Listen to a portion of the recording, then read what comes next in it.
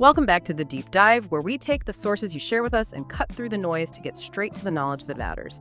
Today, we are taking a massive step back to look at what might be the fastest, most spectacular, certainly the most expensive technological bubble in recent memory.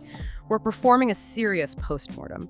Our deep dive today is focused on the rise and subsequent financial collapse of the corporate metaverse concept, and critically, we are investigating the successor technology that is currently rising in its place. Let's set the scene for you. Cast your mind back to October 2021. The world was still sort of adjusting to post-pandemic life, and there was this enormous, definitive moment in tech history. The company formerly known as Facebook rebranded entirely to Meta. Mark Zuckerberg was promising a radical new future, a persistent, immersive digital reality where distance was irrelevant and digital avatars replaced our physical presence. It was positioned not just as a product, but as, well, human destiny. It was a huge declaration of intent and an incredibly expensive one. Yeah. But that utopian rhetoric, it kind of disguised what was essentially an attempt to start a new war for platform dominance. Yeah. The reality check, however, arrived with brutal efficiency and speed. Brutal is exactly the right word. We're talking about staggering financial figures. Our sources detail the sheer scale of this failure, noting that by late 2025, Meta had to slash its Metaverse division budget by a significant 30%. In Reality Labs, the engine of this digital dream, reported cumulative losses that exceed an estimated $70 billion. $70 billion. Just to provide some context for you, that loss is larger than the GDP of entire small nations. Other estimates suggested losses had surpassed $45 billion by mid-2024, which demonstrates a consistent quarterly burn rate that was just. It was simply unsustainable. A corporate hemorrhage. Exactly. A sustained corporate hemorrhage driven by a vision that users, in the end, just rejected. The metaverse, as a consumer marketing buzzword championed by big tech, is now largely deceased. That much is clear. The bubble didn't just pop. It became a cautionary tale overnight. But the mission here isn't just to, gawk at the spreadsheet losses.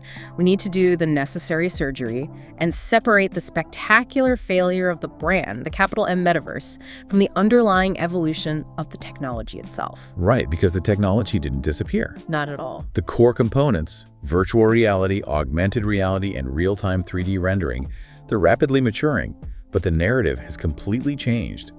We need to investigate the why of the rejection and trace the lineage of its successor, spatial computing. We're going to look at the forces, technological, psychological, corporate, and cultural, that drove this massive investment and ultimately decided that the premise, as presented, was flawed. It's a study in strategic overreach versus human nature. Okay, let's unpack this. To truly understand the collapse of 2021, we have to start long before a headset was strapped onto Mark Zuckerberg's head. The metaverse was not a Silicon Valley invention. It was born decades earlier in science fiction. That's the classic origin story, and one we need to spend some time on because the context is everything. We go back to 1992 and the novel Snow Crash by science fiction author Neal Stephenson. That is where the term was coined.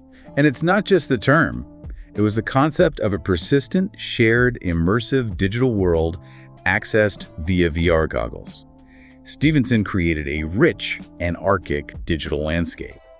But here is the critical detail that was so conveniently ignored when Meta adopted the moniker. What's that? Stephenson's metaverse was a refuge, meaning it was envisioned as an escape hatch for users, a virtual world where they lived as detailed avatars to escape a collapsing, deeply dystopian, and oppressive corporate-controlled physical reality. So the real world was the problem. The real world in the book was dangerous, fragmented, and owned by conglomerates. The digital world, ironically, offered a twisted form of freedom and structure. So they were essentially trying to sell us the escape mechanism while simultaneously acting as the dystopian corporate overlords they were supposed to be escaping from. That inherent irony must have been blindingly obvious to the users, if not to the executives making the investment. Precisely. One of the sources we examined points out that Stephenson himself later felt compelled to clarify that Snow Crash was intended as a cautionary tale about hyper-commercialism and surveillance, not a blueprint for a benevolent new platform. So the foundational premise was subverted from the very beginning. Entirely. If the idea was born in the early 90s as a cautionary tale, where did the first truly viable commercial prototypes show up? The systems that proved people would actually, pay for a digital existence. That came around the turn of the millennium, specifically in 2003 with the launch of Second Life. This platform was revolutionary because it fundamentally proved the underlying business model.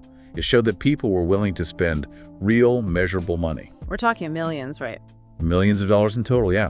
On virtual real estate, on commerce, on personalized identity items like clothing or unique avatar components. I remember the media frenzy around Second Life. Corporations, governments, and universities were setting up virtual presences there around 2006 and 2007. It felt like the future, but it stalled spectacularly. Why did it remain a niche, complex hobby and not the global platform that was predicted? Well, it stalled due to two factors that would haunt the later corporate metaverse attempts. First, the hardware tax. You needed a powerful computer. A very powerful high-end PC with a dedicated graphics card to run the platform effectively. This immediately limited adoption to a wealthier, more dedicated enthusiast segment. It just wasn't accessible. Okay, and what was the second factor? High friction. It was incredibly complex to enter, difficult to navigate, and the interface was cumbersome. While it reached a very respectable peak of nearly 1 million active users, which is massive for an early 2000s niche platform, it plateaued there. Too much work. Way too much work for too few immediate returns for the average person. It's crucial to realize that these concepts of networked virtual reality weren't just circulating in hobbyist communities or sci-fi circles. Our sources highlight a fascinating practical lineage of predecessors that proves collaborative VR was functional decades earlier, specifically driven by utility.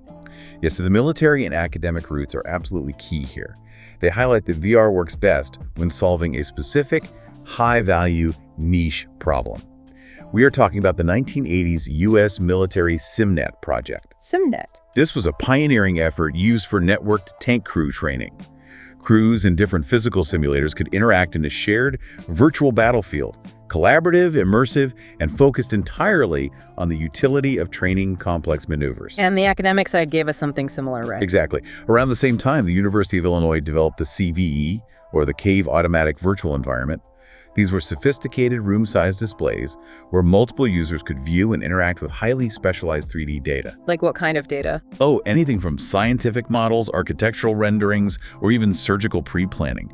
These were functional, shared digital spaces built for serious, practical purposes. This highlights a critical, almost ironic gap.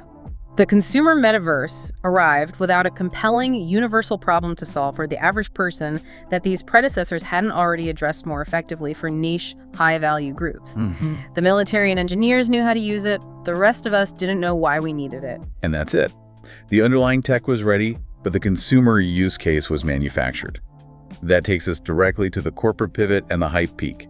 The concept moved from niche enthusiast domain to corporate destiny in 2014. When Facebook acquired Oculus VR for a whopping $2 billion. That acquisition was the shot across the bow. Palmer Luckey, the visionary behind Oculus, had effectively revived the dormant field of consumer VR, taking the concept from military labs back to a consumer product. And Zuckerberg saw this acquisition as an immediate strategic necessity. He explicitly stated that the acquisition was made under the belief that the next platform had arrived, and he needed to own it. Then, the ultimate unforeseen catalyst was thrown into the mix. 2020 to 2022, the pandemic effect.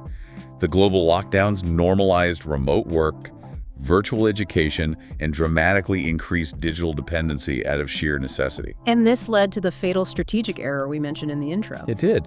The fundamental error made by virtually every major tech company was mistaking this temporary necessity for permanent desire. They saw high engagement during enforced isolation and assumed people had permanently changed their preferences to favor digital spaces over physical ones. So they saw high Zoom usage, high gaming usage, high social media usage, and misinterpreted it as a signal that the world was ready to abandon physical interaction forever. Which led directly to the 2021 rebrand and the peak of the hype cycle. And that rebrand triggered the speculative gold rush. Oh, absolutely. We saw virtual land and Decentraland digital real estate that existed only on a ledger selling for millions of dollars. NFTs became the speculative currency promised as the essential identity and asset component of this new digital world. The market was driven purely by speculation and corporate assurance. But as you said, the fever broke almost immediately. The timeline shows a dramatic shift between 2023 and 2025, which we're calling the Great Recalibration. What was the main driver of that shift? The narrative was fundamentally changed by a competitor. The failure of Meta's social cartoon-centric model created a vacuum, and into that vacuum stepped the Apple Vision Pro. Which was still high friction and very expensive. Very. but it fundamentally shifted the conversation. They didn't sell a metaverse, they sold spatial computing, a tool for practical augmentation, placing screens and apps within your existing reality rather than forcing you to abandon reality entirely. It's a move from asking you to abandon your room for a new digital one to simply adding a highly functional, persistent digital sticky note to the wall you already have. The goal changed from escapism to utility. And that's where we see the whole thing pivot. So the collapse wasn't just strategic or financial, it was deeply biological and psychological. This is where we pivot from history to the why. Why the evolved human brain fundamentally resisted the promised virtual world. And the first major hurdle is one that is often dismissed as a minor technical glitch, but it's actually a deep psychological barrier. The classic uncanny valley and the related issue of simulation sickness. Yeah, the uncanny valley. Absolutely. The uncanny valley is that deep, primal sense of revulsion or discomfort we feel when a digital representation looks almost human, but not quite. Our brains are tuned to read subtle cues for trust and safety. If the eyes are slightly off or the skin texture is wrong, it triggers an alarm. And our sources specifically call out the systemic failure of Meta's own platforms here. They do. They aimed for broad, cartoonish accessibility. Right, the legless avatars. Exactly. The legless, cartoonish avatars, common in Horizon worlds, failed entirely to trigger the social presence necessary for deep connection. They weren't realistic enough to be immersive, and they were too realistic to be charmingly abstract like a Nintendo character. They often became symbols of absurdity and poor quality, triggering discomfort rather than connection.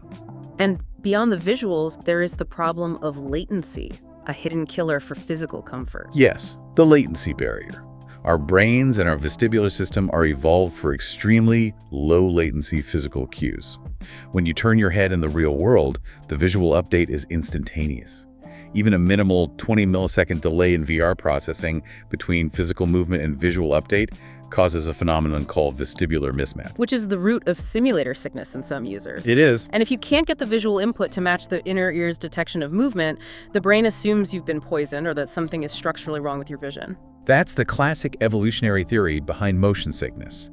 And if a technology, no matter how engaging, causes nausea, dizziness, or a headache in a significant segment of the population after 30 minutes, it is fundamentally barred from achieving long-term daily adoption. It's a profound biological hurdle. A hurdle that current technology has not entirely overcome. That inability to create genuine, physically comfortable presence also ties into the fascinating sociological concept known as the Proteus effect. Here's where it gets really interesting. This suggests that our digital form affects our real-world behavior. The Proteus effect is compelling. It's the observation, backed by solid research, that the appearance of a user's avatar actually changes their behavior in the virtual world. How so? Researchers found that if a user embodied a taller, conventionally attractive, or more imposing avatar, they tended to act more confidently, assertively, and even aggressively, mirroring the persona they were wearing. That sounds like an incredibly powerful tool for identity play and self-actualization, which was absolutely part of the promise of the metaverse. It was the promise, but the execution failed completely. You asked earlier why forcing corporate avatars negated this powerful psychological effect. The downside became apparent when corporate reality required standardization. You had to fit the mold. Right. When users were forced into those low-fidelity, sanitized corporate avatars with limited customization and expressive range, they felt a profound loss of identity and power. So instead of feeling like a confident digital superhero, they felt restricted, like they were wearing a uniform they didn't choose. Exactly. The feeling of detachment from your digital body leads directly to that hollow room feeling that drove user retention down.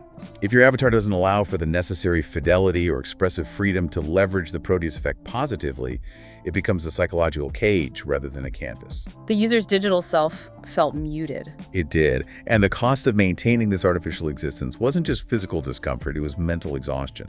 We see evidence from major research institutions confirming that the human brain was simply working overtime to maintain the illusion. So it was just tiring. That's right.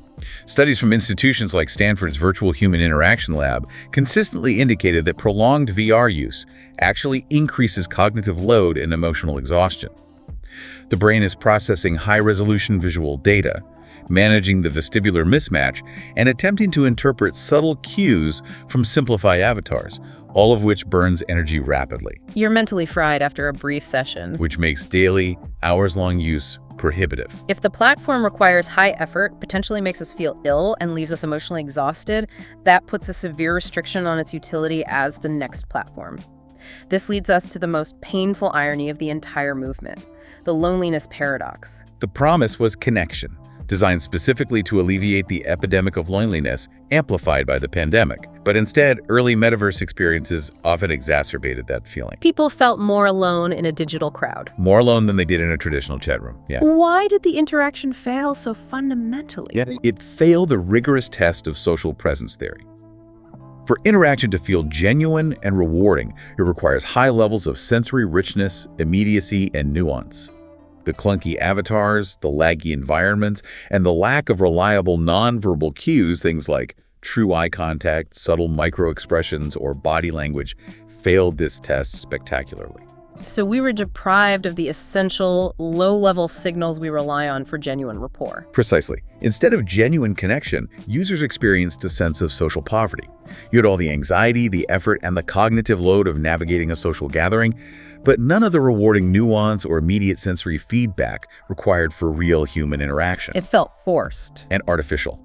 The human brain, being a master evolutionist, voted with its feet and simply logged out. So we were given a digital space that required high physical and mental effort, potentially made us feel sick, and left us feeling more alone than before. That sounds like a recipe for failure that no amount of marketing budget could overcome. Moving beyond the biological and sociological rejections, we must now address the practical and strategic missteps made by the big tech companies that drove this movement. If biology didn't kill it, corporate strategy certainly tried its best to. Let's start with the motive. Our sources clearly indicate that the push was less about altruism and more about what we call strategic fear versus user need. Analysis of internal memos from 2015 clearly reveals the primary driver behind Zuckerberg's push. It wasn't about simply connecting people in a new way. It was an existential strategic move, a desperate attempt to escape the stranglehold that Apple and Google have on the mobile hardware and distribution ecosystem. And that stranglehold is financial, right? The 30% cut on App Store revenue, the control over hardware specifications. And the dependence on operating system updates. Exactly. For a company whose entire existence depends on distributing its software, being reliant on two competitors to access billions of users is an untenable long-term strategic position. So this was a defensive move. It was. Meta was spending billions trying to force the next platform into existence precisely so they could own the operating system, the hardware layer, and the entire App Store ecosystem, thereby protecting themselves from being reliant on others. So the conclusion for the average person is damning. The metaverse, as presented, was a corporate solution in search of a public problem. It was. They forced users to try and form a brand new, complex habit in what was, frankly, an inferior digital space compared to the existing optimized 2D platforms they already used. Users were not demanding a fully immersive digital office meeting. The company was demanding it to secure its future platform ownership. And this demand led directly to the concept killer, the sheer hardware friction and isolation that prevented mainstream adoption. Yeah. The internet succeeded because it is essentially frictionless. Right. Think about the frictionless threshold. To check Instagram or send a message, you pull a lightweight device out of your pocket, touch the screen twice, and you're in. The corporate metaverse, conversely, required high-friction activity, which is a huge barrier to daily habit formation. Let's detail that friction. What exactly did the user have to do just to start their day in the metaverse? Well, you had to find the headset, which was likely stored away. Then you needed to check the battery life, which was often limited to 2 or 3 hours. Next, put the heavy, hot device, which weighs significant ounces, onto your face, adjust the straps, and likely ruin your hair. And that's before you even turn it on. Right. Then you had to go through software updates, often clean the fogged or smeared lenses, and finally boot up the world. That sounds like a 7-step process versus the 2 clicks needed for a smartphone app. Precisely. It was physically taxing, heavy, and hot. And crucially, it was isolating. It physically cuts you off from your immediate family and surroundings. The social friction explaining to your partner why you are ignoring the conversation to sit in a clunky headset was immense. So VR simply never crossed that frictionless threshold? Never. It just wasn't necessary to become a daily, ubiquitous habit like the smartphone. If the technology is isolating, physically taxing, and cumbersome, it's not going to be adopted as a daily necessity, no matter how exciting the demos look. This friction was compounded by the fundamental misunderstanding of user needs, often summarized as the killer app myth. Proponents promised the metaverse would be for everything. They claimed it would replace the office, the mall, the social club, and the home entertainment center. They aimed for total, all-encompassing ubiquity. But our sources confirm the reality. Users only wanted immersive experiences for specific things where 3D immersion delivered tangible benefits. Yes, they embraced it for high-end, complex gaming, specific fitness applications like VR boxing, and crucially niche professional training. Like the military simulations we talked about. Exactly, surgical training, heavy equipment operation, or advanced engineering modeling. These are use cases where the cost and friction of the headset is easily justified by the immediate, high-value utility. But they overwhelmingly rejected the idea of using a heavy headset for standard team meetings, casual browsing, or purchasing groceries. Exactly. The lack of a compelling, universal use case, a killer app that justified the massive hardware friction, was a primary failure. You don't need a 3D avatar to check email or attend a 2-hour planning meeting. 2D screens work better, faster, and cheaper. And if we look even deeper at a lesser-known but equally fatal truth that sabotaged the very concept of the metaverse, we find the interoperability barrier. This is the technical and corporate failure that destroyed the concept of a unified universe. The core dream of the metaverse, the meta part, meaning beyond or encompassing, was that it would be a unified, seamless digital realm. The idea that your assets, identity, and avatars can move freely between different virtual worlds, just as you can move your profile between different websites on the internet. Right, but that dream shattered against the reality of competing corporate interests. It shattered against corporate silos, proprietary standards, and economic incentives. Everyone wanted to own the whole pie. Of course. Meta wanted you to buy and keep your assets in Horizon worlds. Epic Games wanted you in Fortnite. Roblox wanted you in their platform. There was a complete failure to agree on fundamental technical standards, how identity would be authenticated across platforms, how asset file formats would be standardized, and how virtual currencies would translate. So without that agreement, the meta part, the unified universe, was impossible. The whole concept reverted to just being another collection of siloed online games and experiences, no different in principle than logging into separate apps on your phone. Precisely. Despite the catastrophic financial losses, it's a massive analytical mistake to call this a total failure. This is where we look at the accidental metaverses, the platforms that succeeded wildly by ignoring the corporate mandate and focusing on community. Yes, the myth of total failure is easily debunked. While Meta's Horizon world struggled to maintain even a tiny active user base, highly successful immersive environments have been operating for years. Roblox and Fortnite are the prime examples, both approaching massive scale. The comparison between the success of these organic platforms and the struggles of Meta's attempts is a masterclass in user-centric design versus top-down corporate mandate. Our sources captured this perfectly in The Tale of Two Concerts. It's the perfect contrast. In 2020, Travis Scott performed in Fortnite. It was a spectacular digital event. A stunning digital spectacle, yeah.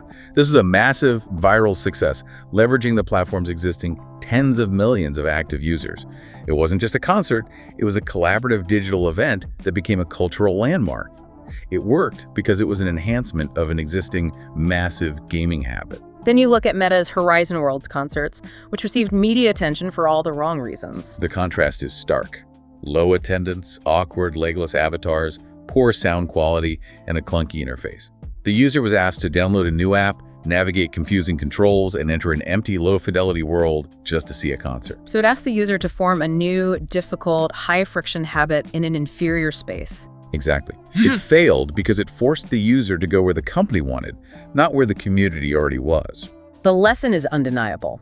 Roblox and Fortnite succeeded because they focused on fun, community, and social creativity first, and technology second.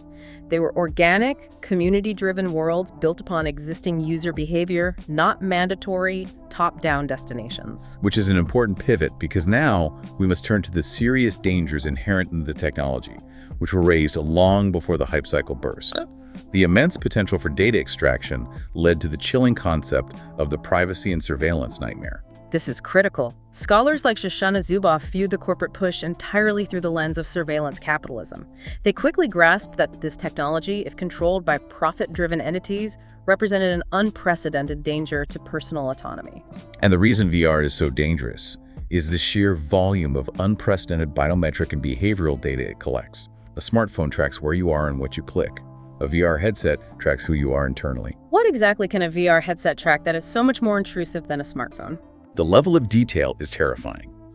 A VR headset can track eye movements, pupillometry, where exactly your attention is focused and for how long. It can track pupil dilation, which is an indicator of emotional arousal or cognitive effort. So it knows what excites you. It knows what excites you, what you're thinking about. It can track body posture and gait analysis, how you move when you are relaxed versus stressed. And critically, it can track facial microexpressions and emotional responses, often through subtle skin color changes, revealing excitement, fear, or frustration. This means they know not just what I clicked, but what I looked at with subconscious interest, what made my pulse quicken, and what advertisement triggered an involuntary microexpression of disgust or desire. That's the core danger. This data allows companies to move beyond simply selling you what you might want. It moves into the realm of predictive behavioral modification. If they know what subtle cues trigger engagement or desire in you subconsciously, they can design immersive environments that maximize extraction of data, time, and attention. Which transforms the digital space into what one of our sources terms a panopticon mall. A monitored space designed for maximum, unavoidable behavioral data harvest. Its extraction at a level never before seen in human history. And that inherent surveillance danger was a key driver of skepticism in certain parts of the world, leading us to examine the profound cultural variations in adoption rates across the globe. There was a massive divide. In the USA and Europe, the metaverse was largely viewed with deep skepticism. The concern was focused on big tech overreach, privacy erosion, and the dystopian implications of trading physical reality for portrait simulation. So privacy and ethical concerns dominated the debate. They did, and they essentially acted as a cultural brake on adoption. So as consumer adoption slowed, where did the investment pivot in the West? It shifted almost entirely to the industrial metaverse, using VRR for high-value applications like remote engineering, architectural visualization, and specialized medical training, where the utility is immediate and the privacy concerns are managed within a closed system. But the reception in South Korea and China was fundamentally different. Absolutely. They saw much higher adoption rates among the youth. In South Korea, the culture embraced the avatar concept much faster. The government itself invested heavily, launching initiatives like Metaverse Seoul, a virtual city hall designed for citizens to interact with municipal services. Why this cultural divergence? What explains the comfort with digital-first instructions? Well, Asian cultures generally have a longer history of accepting digital avatar culture, often viewing the avatar as a legitimate extension of the self, rather than a fake mask or a necessary evil to use an app. Furthermore, in dense urban settings, the ability to create new, accessible digital third spaces is inherently more appealing than in sprawling Western suburbs. And what about the Global South? How did their needs shape adoption? There was initial skepticism, largely because the premise of escaping into a virtual world seems a luxury when pressing physical needs, like infrastructure, healthcare, and job security were paramount. But there was an exception. Certain blockchain-based play-to-earn projects saw significant traction in places like the Philippines. These projects focused on economic utility over social escapism. The metaverse was adopted there not for fun, but because it provided a potential income source, offering economic mobility that was difficult to achieve in the physical world. So the corporate metaverse as a branded concept is dead, but the underlying technologies, VR, AR, AI, 3D graphics, are maturing rapidly. The story doesn't end. It merely renames itself and corrects its ideological stance. Right. We are seeing a complete shift, moving away from escape. The narrative has definitively shifted from escaping reality to enhancing reality. Exactly. The massive lesson learned from the $70 billion failure is that humanity does not want to live in a new, walled-off digital world. The new goal is for the internet to disappear into daily life, becoming an ambient, contextual, and unobtrusive layer on top of the physical world we already inhabit. And this ideological shift is codified in the new terminology. The move is decidedly toward spatial computing, a term popularized by the Apple Vision Pro launch, which pointedly avoided the metaverse label. It positions the technology as a productivity tool that manages digital objects in 3 dimensions, rather than a world you enter. And coupled with that is ambient computing. So what's the difference? Spatial computing focuses on the location and interaction of digital content within your space. Ambient computing suggests that the processing power, data, and necessary interfaces are everywhere, always available, always listening, and ready when you need them, without requiring you to physically put on a heavy headset. It's technology that fades into the background. And the necessary hardware and software are rapidly emerging to meet this new, more practical vision. Let's look at 3 key areas where the tech is maturing and solving the old barriers. First, how is generative AI removing a major roadblock? AI-generated worlds are tackling the massive technical barrier of content creation. Historically, building a complex, high-fidelity 3D environment was expensive, time-consuming, and required armies of 3D artists. Now, generative AI allows these entire environments to be built in seconds via voice command or simple text prompts. That drastically lowers the cost barrier for content creation and iteration. Immensely. It speeds up development for the industrial metaverse and makes personalized, complex environments instantly accessible. This is especially useful for simulations, allowing engineers or surgeons to iterate on models almost instantly. Second, the hardware friction is finally being addressed by the concept of the invisible interface. We saw the failure of the bulky, isolating Quest, but success with devices that look normal. That's the evolutionary winner. Devices like the Meta Ray-Ban smart glasses succeeded where the Quest failed because they look like normal, everyday glasses. They provide an augmented reality experience without the bulky, opaque screen. So they use AI to see what you see. And provide audio feedback or subtle visual cues, integrating information seamlessly without demanding total, high-friction immersion. The device becomes an intelligent assistant, not a prison. It addresses the isolation factor and the battery life problems all at once. And finally, we look at the industrial sector, which has shown clear, real-world, billion-dollar utility, primarily through digital twins. Digital twins, these high-fidelity virtual replicas of real-world assets, are where the technology proves its financial worth outside of consumer entertainment. Absolutely. Companies like Siemens use digital twins to create virtual replicas of entire factories, power grids, or even complex infrastructure projects. The crucial element is that these twins are connected to continuous real-time data feeds from IoT sensors in the physical asset. So they're not just static models, they are dynamic living simulations. Exactly. Yeah. They allow engineers to simulate complex physical processes, test logistical changes, train remote workers, and predict failures before they happen. One source anecdote mentioned a company that used a digital twin to simulate a maintenance protocol change, which helped them prevent a $50 million equipment failure by identifying a stress point that wouldn't have been visible in 2D schematics. It saves billions. Billions. Proving that immersive 3D space is extremely valuable when tied to practical, real-world assets. So, if the metaverse failed as a product, how are the leading experts characterizing its legacy? If we connect this to the bigger picture. Leading analyst Matthew Ball, who wrote extensively about this phase, argues that the metaverse wasn't a product, but an epoch, a fundamental transition in how we use the internet, akin to the invention of the telephone or the dawn of the mobile era. He suggests that the corporate effort was simply a premature, clunky, and strategically flawed incarnation. So the infrastructure is still being built. The infrastructure is still being built, and the eventual platform will not look like the Quest. And we have futurist Kathy Hackle, who helps clarify the necessary terminology to reduce the confusion we've spent the whole dive discussing. She makes a crucial distinction that separates the hype from the reality between the metaverse, the corporate hype cycle that failed, and a metaverse, any immersive digital space like Fortnite, a digital twin simulation, or a medical training lab. She emphasizes that the industrial utility, the metaverse of things, is very much alive and driving massive real-world value. So if we look forward 2 decades, what's the long-term prediction for how this technology will manifest in our lives? The consensus among experts is firm. By 2040, we won't enter the metaverse. That concept will seem archaic. Instead, we will simply live in a world where digital data is permanently overlaid on physical space. The internet will be ambient, constantly present, and fully integrated into our environment via lightweight optics or subtle interfaces. So we won't strap in and enter a new room. We'll simply look around and see the digital layer seamlessly blended with the physical. This has been an incredibly detailed look at a high-profile, multi-billion-dollar failure that was, in essence, a crucial global beta test. We learned hard lessons about human nature and corporate strategy.